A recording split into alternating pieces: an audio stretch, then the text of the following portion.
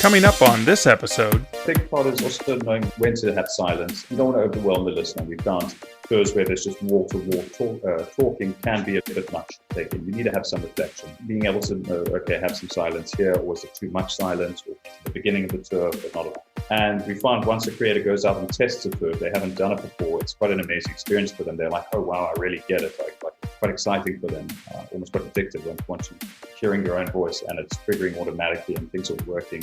There's a synergy about it that's quite nice. Welcome to the Stark Reflections on Writing and Publishing podcast. There has never been a better time for writers. More information, options, and opportunities are available to you, but navigating these requires insight. Join Mark Leslie Lefebvre as he draws upon more than a quarter century of experience as a writer, a bookseller, and a trusted book industry consultant to explore and reflect on the writing and publishing landscape to help you make informed choices on your writer journey.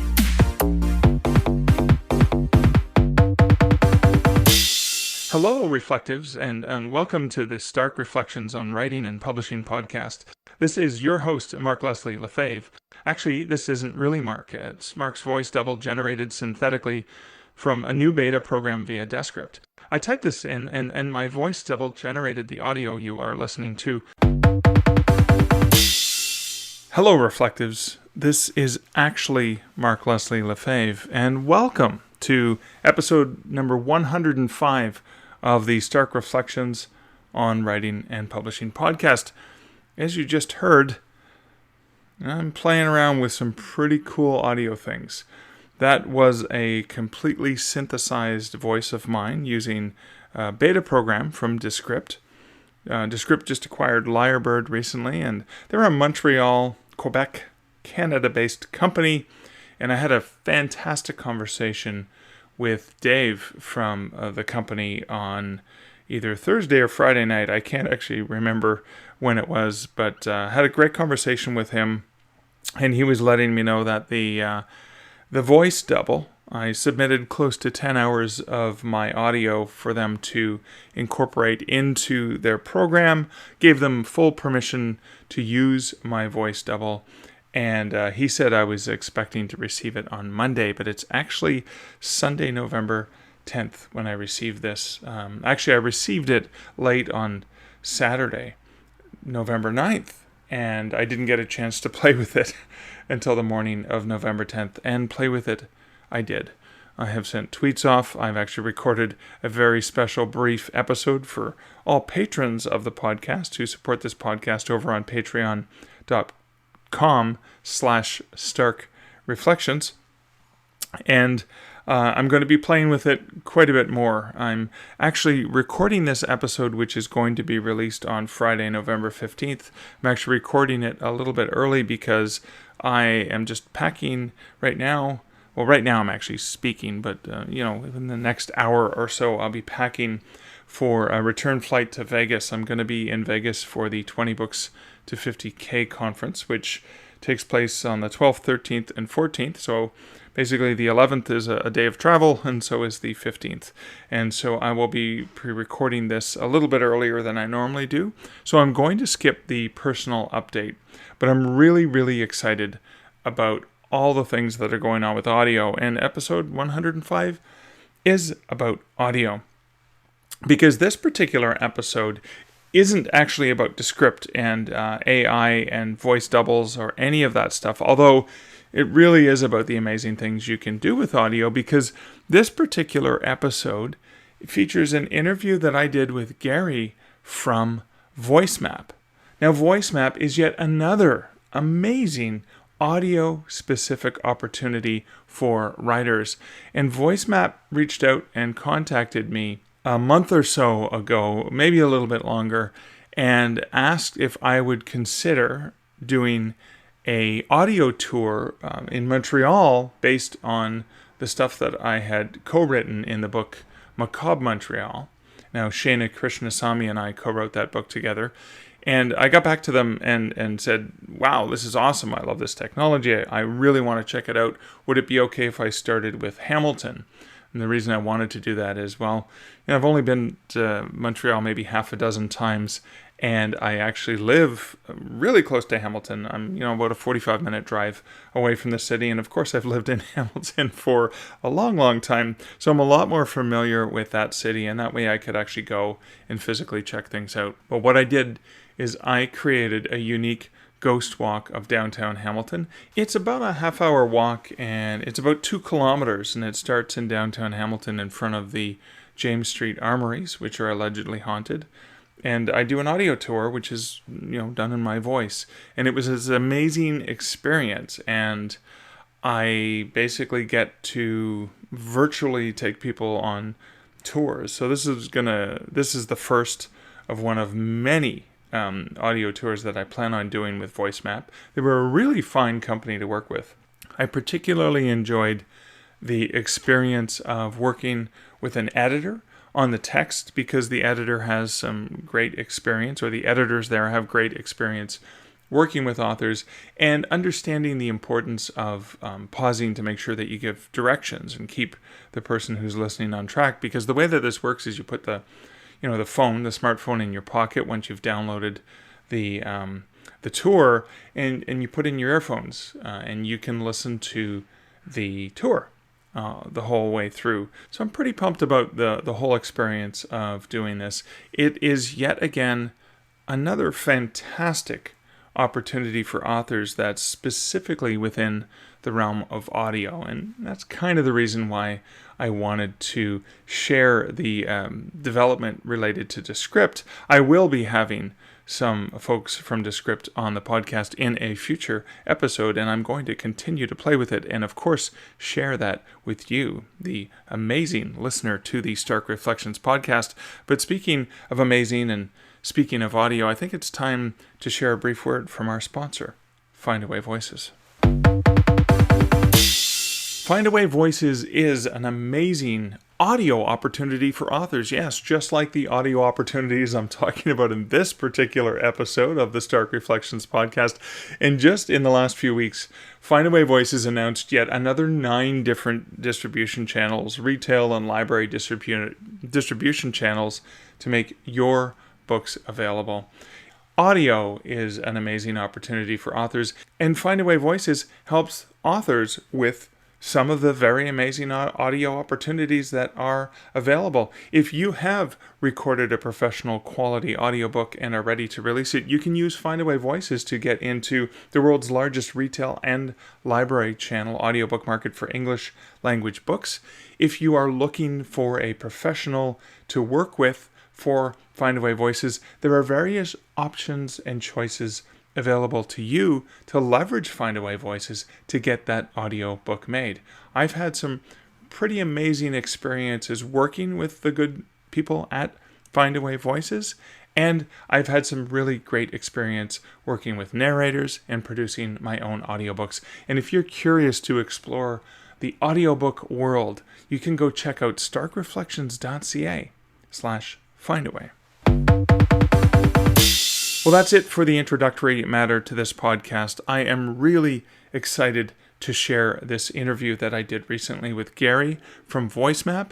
And after the interview, I'm going to share a little bit more insight into VoiceMap itself. And my reflection will include an audio excerpt from the audiobook tour that I did for Hamilton, which was inspired by the book I wrote, Haunted Hamilton. Hey, Gary, thanks so much for joining me here today. Thanks so much for having me. So let's go back to the beginning. Before we get into VoiceMap, I want to get into your background as a creative person, and particularly as somebody in audio. Can we go way back to your start as a creator? Sure, yeah. So I grew up in Cape Town in South Africa, where I'm from, where I'm currently living now. And when I've always been into music, my brother got me into it mainly, and so I've always kind of looked up to him. And growing up, I was playing a few instruments and got very much into computer production, audio production on the computer, which back then there weren't too many resources here in South Africa. So you kind of just find what you needed. And when I finished school, I decided to go to New York, where my brother was living and still is, and to do a sound engineering course there. I had the opportunity to do that. So I did that when I was 19, about 2005. And then ended up staying there for 8 years. I did a sound engineering course, and then ended up working at a production house there, doing music for commercials and for film and documentary work for about 7 years until I left New York in 2013.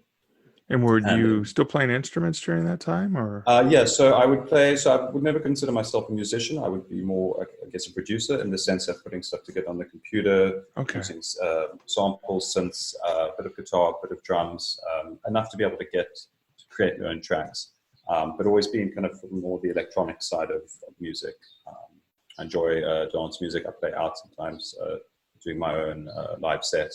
And then make experimental music. I like ambient music. So for the music we were doing for commercials was more kind of traditional. Some of it was rock, some of it would be more kind of softer electronic stuff. It really depended. So you'd have to be a bit of a jack of all trades. But we got to work on some interesting stuff. 2 Oscar-winning documentaries, Man on Wire and The Cove, were 2 that my boss at the time for the company called The Rumor Mill worked on. So I indirectly worked on that as well. And it was just great. It was a great experience to be in New York and soak up the music scene that I hadn't been privy to growing up in Cape Town. And then moved back to Cape Town with my now wife in 2013, and was doing music commercials on the side here as well, and teaching music technology in schools. And then I found an ad for VoiceMap, looking for a audio editor for audio tours, which I had no idea. I'd never heard of that before. And that was about 2.5 years ago. It'll be 3 years in January, actually. Okay. So yeah, it's about 3 years. And I've been there ever since. I've kind of grown from there, from audio editor to head of production in VoiceMap. Okay, so what is VoiceMap? So VoiceMap essentially is audio tours that trigger using GPS, geolocated audio tours. So in a nutshell, there's an app. You download that app. It's a free app. You can then sort audio tours based on your location. If you're in London, you'll get all the tours closest to you. I'm going up and there based on your distance. You can purchase a tour, and that tour will be created by could be a writer, could be a journalist, could be a chef, home director, someone who wants to tell a story, has a story about their area, about the history of their area, about themselves, their upbringing, their culture, the restaurants they like, anything really that involves walking along and telling a story and using locations as settings for that story.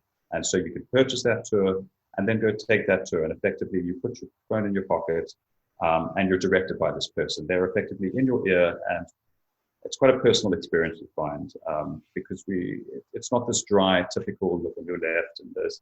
It incorporates that, and there is logistically, we stick to quite a high standard of making sure a person gets from A to B. But we encourage very much the personal side of that. You're being taken around the neighborhood by a friend, essentially, and you're finding things that you wouldn't normally find. We know that's a cliche that you want to go off the beaten path, but we really do encourage that. And by having the creator put themselves into the audio tour, they're giving you a piece of themselves that you can kind of take with, and you really do feel a bit closer to the area.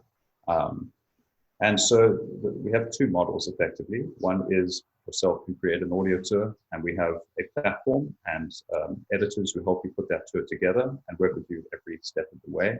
And so that would be from mapping out your routes, adding in the locations, working in our system, which works on word counts. You can get to like the more technical side of that later, all the way to recording your audio. We edit the audio for you, and that finished product is the tour that once tested, we publish that tour, and we split the profits of that tour 50-50 between ourselves and the creator. So that's our one side of VoiceMap. The other side is we'll partner with tourist organizations or attractions that want to offer a free tour for their users. It could be free or paid tour, but generally it's called a sponsored tour. So, for example, we just finished a job not too long ago for Dubai Tourism, which they wanted 5 tours in 5 different languages, effectively telling the story of different neighborhoods in Dubai. They felt people would come to Dubai and not really understand much about the culture of the Emiratis that live there. Right. And so they wanted to kind of emphasize that by focusing on some of the neighborhoods then, and using the metro as a means to tell a story, the Dubai Metro that runs above ground. And so we would then essentially put together a moving podcast for them about that. We would source writers that could help us fill in the gaps, and we would put together these scripts, kind of very well, like sophisticated, highly sophisticated scripts that are not just traditional, history lesson. It's really kind of trying to get to the essence of these neighborhoods, incorporating sound effects and music.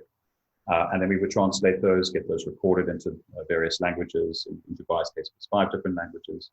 And that would then be offered for free when they go there. We've done similar things here in Cape Town for attractions such as Cable Mountain, which is a popular attraction for a shopping mall by the water called the V&A Waterfront, which is actually Africa's most visited attraction. Who wanted to tell their stories essentially and provide their customers with a closer link to the experience they have there. Okay, that's cool, because I've actually been to museums, and even I remember it was I think when I was in San Francisco, I was on a boat tour going around Alcatraz and under the Golden Gate Bridge and stuff like that, and there was like an audio tour, but it was very specifically just kind of one location. Right, where you go from station to station and somebody walks you through that. What I found about Voice Tour, because I've only been on one when I was testing my own, was you really can take you throughout a city. Well, I mean, you mentioned there's a metro tour, so it's not just walking. You can walk. There's one in Caledonia, Ontario, that is a bike tour, which is yes. Not too far from where I live. So those are the other kinds of tours you can do as well. Yeah. So besides walking tours, which are at present are more popular, most common options, we have driving tours. We've done a bunch of driving tours. We do cycling tours, boat tours. We have one boat tour available that we're busy working on another one now. So yeah, any kind of moving vehicle, really, any mode of transport, obviously walking being the most popular, but driving, I think, will become more, you'll see more of that. Right. We just did a tour recently in Klamath County, which is at the border of Oregon and California, that tells the story of the Modoc tribe of Native Americans that were pretty much wiped out in the late 1800s, and it's narrated by one of the descendants of the tribe. And that was a kind of done in combination with the tourism bureau there, Discover Siskiyou. Oh, wow. And so that's a driving tour that takes you through the sites where you can stop and kind of hear the story with sound effects and music. And it's quite an immersive experience. So how do the sound effects and music work? I know, like when producing audiobooks, for example, the recommendation is that less is more. Stick to the voice. Yeah. So I personally believe with music it should be used sparingly. I've heard audio tours from other companies where they just kind of have this kind of almost corporate rock sounding track, which is very like an easy listening track constantly in the background. That I think is very annoying and just kills the vibe completely. I'm a big believer in using it, especially music, using it sparingly and to punctuate certain moments, really. Okay. Sound effects as well. I think if you're just kind of putting a sound effect in that's kind of on the nose, then it's not really serving much of a purpose and kind of sound a bit cliche. We're a big believer in more setting a scene rather than kind of having to. Right. Say if you hear this, it mentions the sound. You hear that. You hear the corresponding sound. Rather, kind of set a scene. So it's more the little subtle things, the elements that make you feel that you're actually there. So, for example, I mean, if I was doing like near Hamilton, Ontario, which is near where a tour that I had done, if I was having someone stand on the old Stony Creek War of 1812 battlefield, which is quiet and desolate now, but maybe have sound effects that may sound like the shots and the cannons. Yeah, you could have that soldiers crying just exactly softly in quite a ghostly way. Exactly. Yeah. Okay. And have maybe a slight drone over that, or just something that's not too over the top, but that's there enough to kind of let the listener do the rest with their imagination, but just enough to kind of start stirring their imagination. Okay, well, that's cool. So what are some of the tours that you've seen that have been really popular? I think there was one in London with an actor who was doing theater. Yes, so we did a tour with Ian McKellen that involves him taking you, the actor Ian McKellen of Lord of the Rings. This is probably one of the best known things he's done, Gandalf. taking you around the West End, London's West End theatre district, talking about his upbringing as an actor, as a young actor, and giving you anecdotes along the way. And that was produced with a producer in London who he worked with to put together the tour, who recorded him and helped with the music and editing. And so in that sense, yeah, you get to kind of, in a sense, spend an hour or so with him. And it is quite a personal tour in anecdotes that he talks about and his own experiences. That's probably one of our most popular. It's a free tour. It's offered by the Royal London Theatre, Society of London Theatre. Another popular one we have is, one of our most popular is in Cape Town, an area called Burkaap in Cape Town City, where a lady from that area takes you through the area itself. It's quite an interesting, very hilly area, very beautiful, and talks about her upbringing there. And it's just, her name is Shireen Habib, and she's just got an amazing personality to her, very bubbly and laughing. And that area is quite touristy now in Cape Town, and you'll see a lot of people walking through there, doing these big tour groups. So she kind of, the route we plotted with her takes you to very interesting places, a bit more out of the way, and the stories are a bit more kind of intimate. So you feel a bit more like you're not kind of separate from the usual kind of crowds of people. And we see that with VoiceMap as an antidote to these large group tours. People want to be able to have the freedom to move on by themselves, to stop when they want to not have to feel like they're being herded. And it just, the area just looks nicer when you don't have these huge groups of people just milling around in that. So we find that for travelers who are a bit more interested in kind of going off the usual path. Well, because it's GPS enabled as well, and it's DIY, right? You can kind of control it. If I want to stop at a coffee shop or stop for lunch along the way because I found an interesting spot, I just pause it. I go in and have my lunch. If you can also close off the tour, and then if you want to save some battery, you just resume it. We have an option to resume the tour from closest location, so it just starts right back up again. You are, and the way it works is we worked out what's effectively the word counts from one location to the next, and so we work at it based on the average English-speaking audio time of 150 words a minute. And about 5 kilometers an hour walking speed. So we use that as a rough average. There's a bit of a buffer in there. Right. And that effectively will say, when you plot your route, you drop in a location. As soon as you drop in the next location, it will say, okay, now it's 200 words to that location. So that means you have a 200-word script you can play with from location A to B. And that works out to, a minute and a bit of audio time.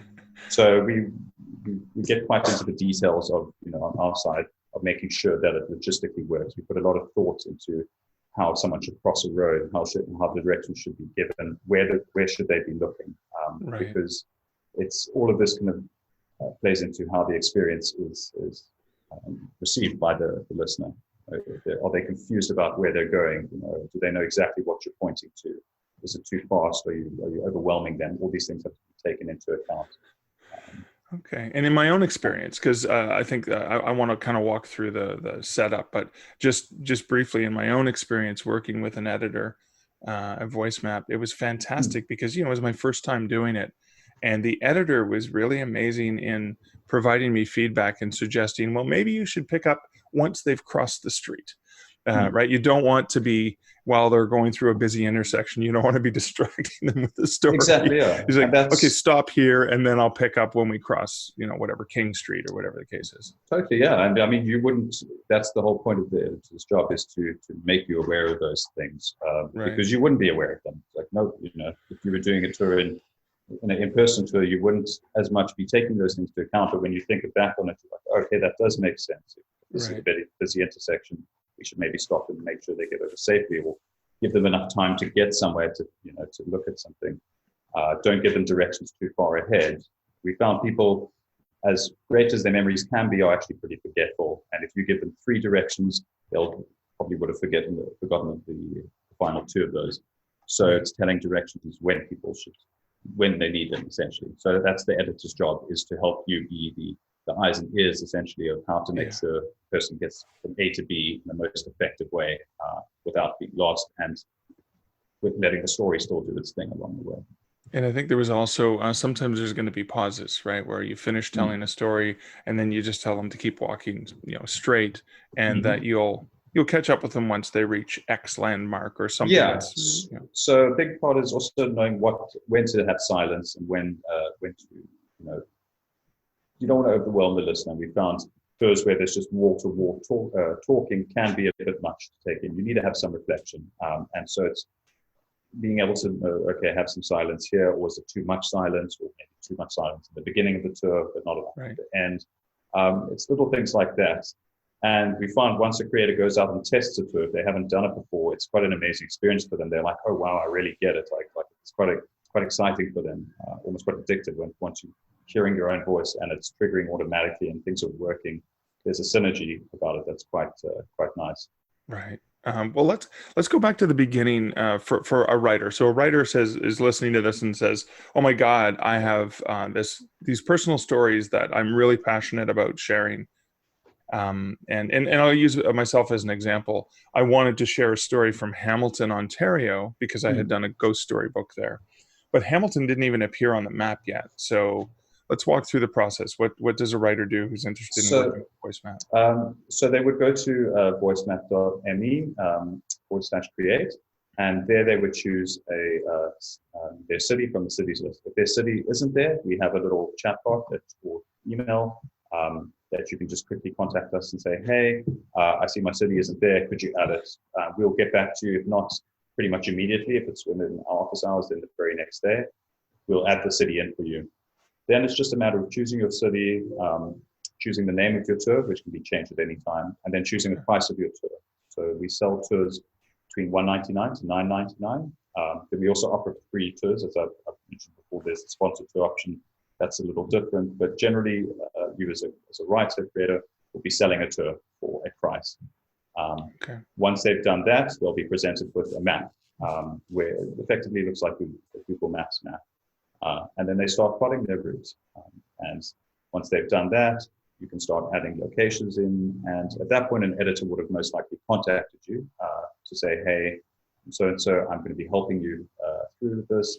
And they'll start providing feedback and begin the dialogue of kind of doing this dance of getting the tour together. And so effectively it would be mapping your route, adding a few locations, however long the route is, entering your scripts in, and you can come back to work on them whenever you need to, or when you're ready, you submit them to your editor, and that's when your editor takes a look the first time at your scripts to say, okay, this is going to work, or let's, I think, do this here, or let's stop them here. And that's where that will go maybe back and forth a few times until everyone's happy. And then we move to recording. And most people use their smartphones. Their microphones are pretty good. We give some pointers on how to get the best quality out of that. And on our end, we'll edit the audio and mix it for you, just send it to us. And we do, a pretty professional job on that to make sure the quality is the best it can be. And then it's testing the tour. And once that's ready, it's pretty much almost ready for publishing. Some housekeeping that's done, adding to a cover photo. It can take as little as a week. Sometimes to be done in 3 days. It really depends. It's up to the creator. But our response is usually within a day or so. And we're as excited as the creators about getting the tour out.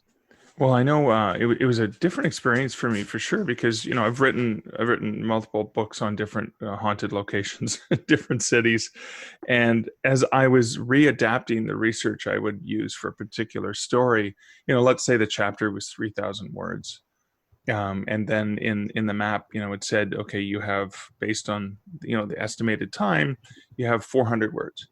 So what I was trying to do was to come up with, what could I share here while you were standing or walking by a location, and how much could I share?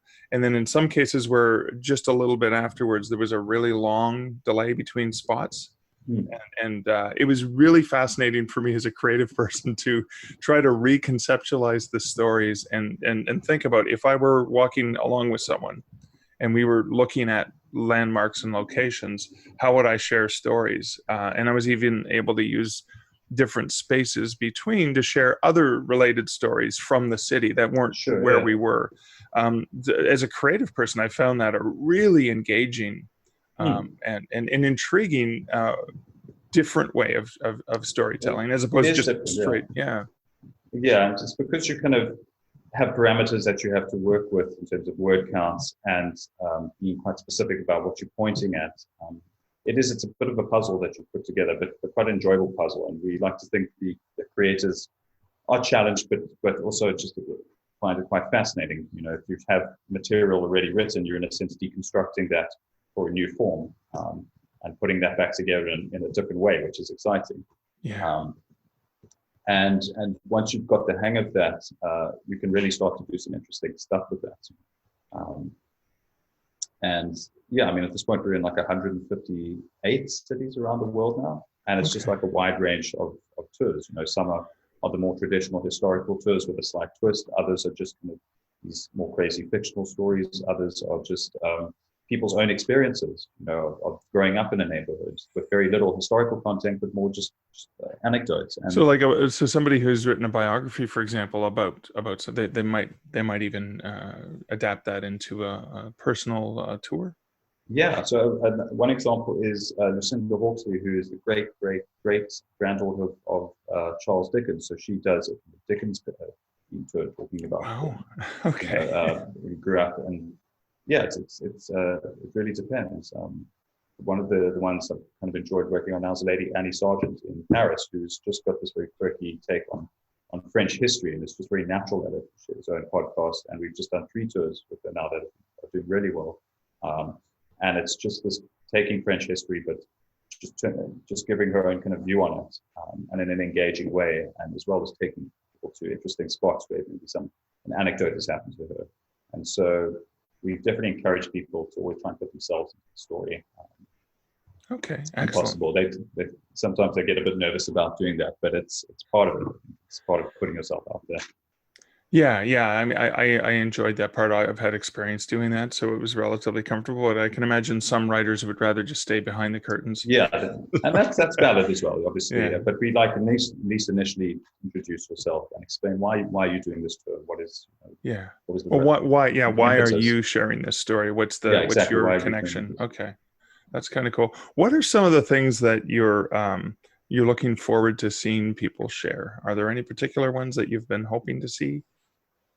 Personally, so we spend a lot of time looking for people to do to create tours. That's part of what we do, is sourcing the right storytellers. And honestly, I like to see people who get excited about it, and I like to take at least historical subjects and do kind of twists on them. We've had kind of a recent one of including yours, kind of more ghost-related ones, which is a lot of fun to work on. And more quirky sides of history that people haven't heard of, and more, I think, also more personal stories. It can be used to tell more topical information, topics, for lack of a better word. There's one we have in Kansas City that was created in collaboration with a public library there, that tells the story of segregation through property, how property was sold in Kansas City. And it's a driving tour. It's called Dividing Lines. It's actually one of our most popular tours. And it's just this incredibly pertinent topic for now, for modern times, giving you the story. So it's using the medium, the technology, to really explain how the history has now influenced the present, in terms of, you know, how people have grown up there and the segregation. Okay. And we have a similar one as well. It talks about gentrification in Cape Town, and a neighborhood in Cape Town called Salt River. That's seen a lot of change recently, people being pushed out, and you know, the face of it changing. And so I think using it for that is it's a great way to explore those topics. You can hear it in the podcast, you can see watch a short documentary on it, but there's something about actually not going out into a neighborhood like that and hearing firsthand about it, using interviews, you know, using good storytelling, to see for your own eyes change in a neighborhood, effectively, for better or worse. Wow. So as well, fiction. People have actually used this to share fictional tales, so in particular settings or locations. Yeah. So the ones that come to mind are there's one we have in Edinburgh that's effectively a ghost telling a story.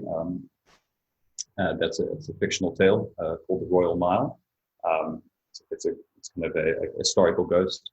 Another one we have is of a witch in Denmark. So there's different, some of them blend history with fiction, others are just purely fictional kind of fantasy. Right. So there's a few ways you can go with that, and they include sound design. And it's a lot of fun to do that. And then the job is just managing the expectations of the listener of, if they know that they're buying this tour, it's a fictional tour, this is what they can expect from it. Some people might buy it and be like, wait, I thought this was like a purely historical tour. So yeah, you can have a lot of fun with that in terms of different characters and sound effects and where you can take the story. And then in terms of promotion, so different ways that people share. So you talked about a sponsor, for example, may have, create a tour for a particular city or area. But in terms of, so an author has created one, what are some of the things that you've seen that authors have done to promote and share the fact that the tour exists? So if they have a following on their podcast, they would be giving out coupons, which can be used to redeem the tour. You enter a code into the app. It could be through just regular means of putting it in a newspaper, or the kind of local newspaper, partnering with them, partnering with the tourist attraction. If there's certain stops along the way, restaurants or other, like a bookstore or something, getting them involved, saying, hey, we're featured on this tour, we can sell some coupons as well.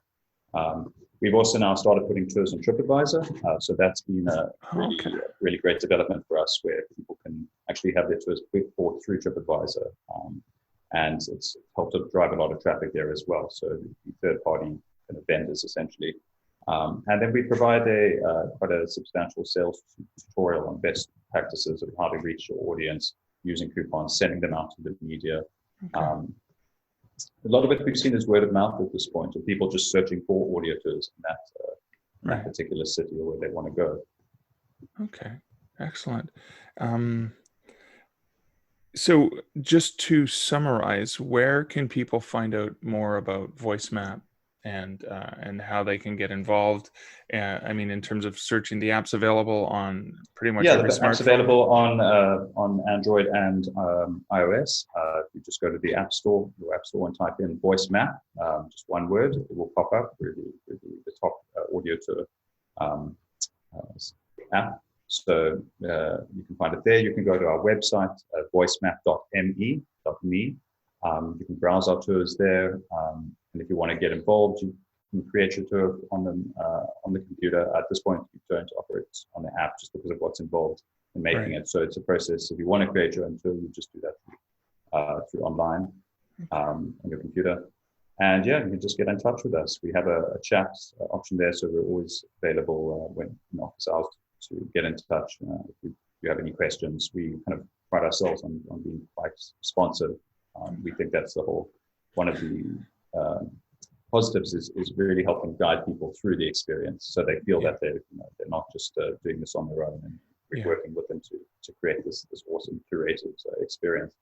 It was a very, for me, it was a very amazing experience of working with folks at VoiceMap, because I was never alone. I was always like that voice, that personal voice in your ear. It felt like I was on this journey together with somebody, which was amazing. And then the other thing I think that's valuable is people who are interested in seeing what this is about. I mean, before I started doing a tour, I went and because you can listen to the first one or two tracks for free. You can preview the first 3 tracks of the tour. You can do that via the app or online, and you can read the scripts of every location on the tour. So if you want to get an idea, it's a great way if you want to create a tour to see how a tour is structured. You can go through other people's tours, get a feel for how the arranging of their tours put together, and to see if it's something you'd be into. And then you can preview the audio. You can also, if you buy that tour and you want to just listen at home, if you're not going to be in London anytime soon, but you want to really hear this tour, you can download it and listen to it at home. We have a listening at home option. Oh, okay. So you can actually purchase it even if you're not geographically. Yeah, you can purchase it wherever you are and listen to it wherever you are, effectively. So you don't have to be taking the tour. We think if you just remove some directions, it works as a podcast. So you can just easily just listen to it at home as you would taking the tour, and still get as much formidable. or you're on Google Street View or something, pretending that you're walking. Yeah, I mean, these days you could. I mean, it's amazing. That's how we put our tours together. I've been essentially to hundreds of cities now, helping put tours together, all just from my computer. So it's quite amazing in that sense what you can do now. And you can set the app to notify you if there's a tour in, like, so can I change the notification settings so that if I'm somewhere, because I travel a lot, and then it pops up and says, hey, there's a VoiceMap tour here, do you want to check it out? If you're in a city and a tour is released while you're in that city, it will notify you, but otherwise you would just be able to look and search by the tours. If you open up, it'll show you by distance, the tours closest to you. Well, I plan on checking it out the next time I travel, to open it up and say, hey, I'd love to go on this. Because, sometimes I've got an afternoon off between when I'm working, and I love to explore cities. And what a great way to have a personalized tour, even if you don't know somebody in the area. And we see it, we like to see it as a jumping off point. We always encourage the creator, once the tour is finished, to give some ideas of, okay, great, well, now I've given you a taste of this, or a taste of my side of the city. Now kind of whet your appetite to go explore on your own. And so we see it as a great primer to a city. If you want to just go explore anywhere on your own, this helps you at least get your toes wet before kind of taking a plunge on your own. Excellent. Well, Gary, thank you so much for taking the time to hang out with me today. My pleasure, Mark. Thanks very much for having me.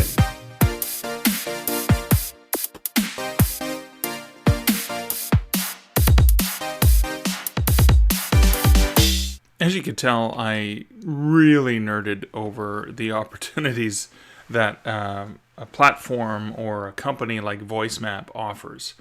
Now, you can check out VoiceMap over at voicemap.me. There's an app available for your smartphones, whether you're on iOS or Android. You can check it out there. And you can also check out the tour that I did for Hamilton, Ontario. Now, for any of the tours on VoiceMap, if you open it up and you enable the GPS so that it knows your location, you can actually check out whatever's closest to you. Now, there are plenty of tours available, and you can go ahead, even when you're not geographically located near the spot, you can actually listen to the first three. So what I'm going to do is, shortly after this really brief reflection, I'm going to share a little bit from the audio that I uploaded for the Hamilton tour, just so you can get a feel for it. But sort of the thing I wanted to reflect on here is, we're not even at the end of 2019, and just in the last month alone, I have encountered 2 phenomenal new opportunities for writers that exist. So anytime that anybody tells you that the Kindle gold rush is over and there's nothing like the good old days of 2009 through 2011 or 12, when, in the early days when you could put a book up for 99 cents and sell it as an ebook and make a lot of money, when you start to despair and think that you're way too late to the game, you should understand that listening to a podcast like this, or many of the other amazing podcasts out there, like thecreativepen.com with Joanna Penn, are keeping you on what we believe is the cutting edge of new technology and new opportunities for writers. It's not necessarily just about text on paper or text in ebook storytelling. Audiobooks have grown phenomenally in the last few years, and opportunities like VoiceMap, like Descript with voice double technology, is going to significantly open up the opportunities for writers and storytelling in bold and brave new ways. I remember the first year that I had joined Kobo, and I was asked to do a talk at a writers conference, and they wanted me to do a talk on the subject of the 360 degrees of storytelling. And what I did is I equated storytelling. I went back to the roots of storytelling, where one-on-one person, or a person standing around a campfire and intimately sharing a tale with people through verbal storytelling. And then I talked about the history of publishing, and then went right back to ebooks, where you could actually leave comments, and with digital authors can actually interact back and forth with their readers. And I talked about digital being an amazing opportunity for you to have that relationship almost as intimate as you could have when you're sitting around a fire. It was almost like that 360. And in that speech, which I can share a link to on the show notes because it's actually available via a YouTube channel. I talked about my dream of being able to do an interactive murder mystery using location-based apps. And through talking with Gary and the folks at VoiceMap, it's actually capable. Now the dream has come true, and it's less than 10 years since I had that vision and imagined doing that. And in the next several months, I'm going to be experimenting with both fiction in VoiceMap, but also doing a location-based murder mystery. And I'm really, really looking forward to this. We are still on the early days, on the cutting edge of what's available for writers, for people who are interested in sharing story, whether it's true story, whether it's a neighborhood that you're passionate about, or whether, like me, you sold your rights. I sold the IP for Haunted Hamilton. I mean, most of those rights are taken up. However, I did research for the book, and I still have notes on my research, and I was able to leverage the research and create an exciting new opportunity. That opportunity might lead to more sales of the print book or the ebook from Haunted Hamilton. That opportunity might lead to sales for the group Haunted Hamilton, who do live interactive tours that are absolutely amazing. And this audio tour is no replacement for a live tour, but at the very least you can do it on your own time and just one-on-one. You don't have to schedule it in advance. Could also boost opportunities for the local Ghost Walks company that spun off in Hamilton as well. So again, it's yet another layer, it's yet another opportunity, it's yet another thing that exists that make me believe that this is the most exciting time in the history of writing and publishing for creative people to have ways to express themselves. And with that in mind, let me share a short couple of clips from the Hamilton Ghost Tour that I created for VoiceMap. You are now standing in front of the large red brick facade of Hamilton Armories. My name is Mark Leslie, and I'm the author of the book Haunted Hamilton. I'm a local area author and often refer to this book as my love letter to this beautiful city. This 2-kilometer walking tour will take approximately half an hour and will guide you past some of the haunted and darker spots in the downtown core. It will contain ghosts, local history, and fun and eerie trivia. Before we begin, I would like to acknowledge our presence on ancestral Anishinaabe and Haudenosaunee Confederacy land as determined by the Dish with One Spoon Treaty. We are privileged to take this walk on lands that Indigenous ancestors have called home for thousands of years. We'll get going shortly, but first, direct your attention to the Armory building. It's also known as the John W. Foote VC Armory, in memory of Lieutenant Colonel John Weir Foote, who, at Dieppe on August 19, 1942, was regimental chaplain with the Royal Hamilton Light Infantry. He is the only member of the Canadian Chaplain Services ever to be awarded the Victoria Cross. The Royal Hamilton Light Infantry was formed in 1862, but it wasn't until the early 1900s that it was decided Hamilton needed to build a proper facility for training of its militia units. It was designed by Joseph Michael Pigott, who also designed Hamilton City Hall, the Royal Ontario Museum in Toronto, and the original McMaster University building. Construction began in 1906, and it took a full 2 years to complete it. The armories are a fine reminder of Hamilton's involvement in the events that helped shape this country, and this landmark building has a year-round museum which you can visit during opening hours. But this historic location also comes with its share of eerie stories and angry spirits that continue to march about the grounds. A visiting couple is said to have witnessed 2 distinct spirits that materialized before them out of thin air to tell them in angry and intimidating tones that they were not welcome there. On a quiet night, you can still hear the ghostly barks of a drill sergeant from the 13th Battalion echoing through the dark shadows. Semi-transparent soldiers in full uniform have been seen materializing on balconies during parades down James Street. Let's begin walking. I'll tell you more as we go.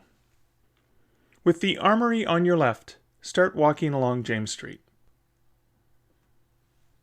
The ghosts of humans aren't the only spirits to remain active here. The spirits of dead horses have also been seen, heard, and even smelled, according to stories shared by training recruits. And, in 1984, the mummified remains of a cat, known as Victor the Regimental Cat, was found in the building and is on display. Victor's ghost is sometimes seen wandering the hallways at night, perhaps stalking either real or spirit mice for eternity. While you walk, I'll briefly explain how VoiceMap works.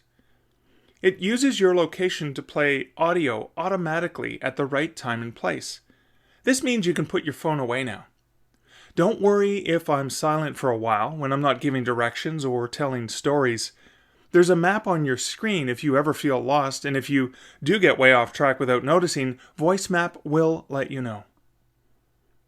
When you get to the intersection ahead, cross Cannon Street and continue straight along James Street. You'll hear from me once you cross Cannon. Now that you have crossed Cannon Street, continue to walk straight, or south, down James Street. This part of James Street is host to an amazing free music and art festival every September called Supercrawl. During Supercrawl, James Street North is shut down to vehicular traffic between Murray Street and King Street East for 3 days to make way for pedestrian traffic, and it is taken over with musical stages, art displays, and plenty of food trucks. Supercrawl was founded in 2009, has as many as 50 different bands performing in it, and attracts upwards of 130,000 visitors. This makes it one of the largest free music festivals in Ontario. Keep walking straight down James Street. I'll be back with another tale to share just as you pass the CBC Hamilton building on your left. If you haven't guessed, I am really excited about all these things. I will be back with you next week in episode 106, likely still excited about audio opportunity as well as probably some of the cool things that I learned when I was in Vegas this coming week. Now, you're listening to this, and I suppose that by the time you're listening to this, I will actually be finishing my fun in Vegas and heading back. That's the beauty of the amazing time travel that happens. I mean, if you're listening to this on Friday, November 15th, then I'm probably on my way back to Ontario, Canada, from Vegas. And if you're listening to this a lot later, then obviously that's a lot of time has passed, and I'm specifically talking about 2009. I suppose that's the interesting and intriguing thing that we have when we put stories on paper, when we put audio out there, when we put video out there, that it is live as we're recording it, and we can be talking about things that are pertinent and happening now, and yet years later, people will be able to enjoy that. But again, that's the magic of being a writer. That's the magic of storytelling. That is the magic of all the amazing opportunity that exists for you and me. Again, this is Mark Leslie Lefebvre. You've been listening to episode 105 of the Stark Reflections on Writing and Publishing podcast. So until next week, and episode 106, here's wishing you great writing and good Stark Reflections. Thank you for listening to the Stark Reflections podcast. You can find show notes for each episode at starkreflections.ca.